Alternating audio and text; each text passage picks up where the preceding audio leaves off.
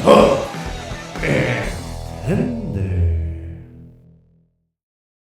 My girlfriend wants me to move in together, but I'm a little nervous because that seems like a big step, and even though we are in an exclusive, committed relationship, I'm definitely nervous that this could ruin a good thing. Should I move in with my girlfriend even though I'm a little nervous about it? That's a really great question. It's a great question. There's several different answers to that. Living together changes the dynamics of a relationship. You can't leave the bathroom door open all the time now. That's a big factor. There's things that are personal that you don't want to reveal maybe right now. As time moves on, you can.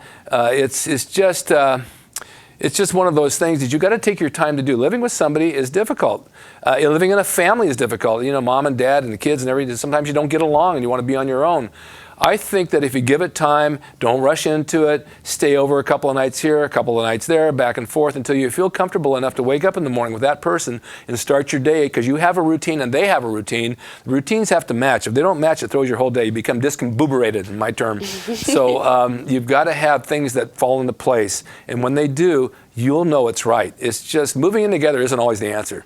Definitely not the answer. However, if you're going to get married, I suggest living together first. Boy, is that old school, new school. Really? Really? Yeah. Is that you suggest moving in together before getting married, or living together before getting married? I would definitely suggest it. You know, when it comes time for my daughter to make that decision, she's had a few boyfriends and they stayed over, and after a while, it's like she's upset with them because they've stayed and she got to know them better. If you don't move in with them, if you don't live with them for a while, you're never going to get to know their habits. What if you get married and they move in and always 6 weeks later you say, God, I can't live with this person, it's horrible. And you've got that commitment. Try to get divorced after getting married. It's the worst thing in the world. It's a lot of sticky stuff to get out of something. Yeah, that's so true. So what do you suggest for this guy, though? Do you think he should maybe upset his girlfriend and say, I'm not ready to move in yet? Or do you think that he should just go along? Because what if it causes like a breakup? Like, what's that about? Well, if it causes a breakup, then he's not ready for it, or she's not ready for it. You know, I always put that at risk.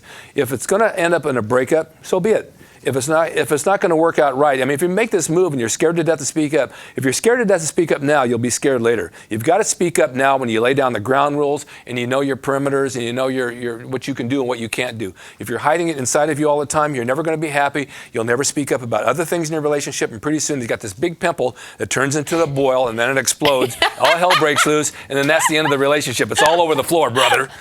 Ew. So, Ew. I'm Rick Drayson, Tough and Tender. I'm here to answer all your questions on dating, relationships, the good side, the tough side, the tender side.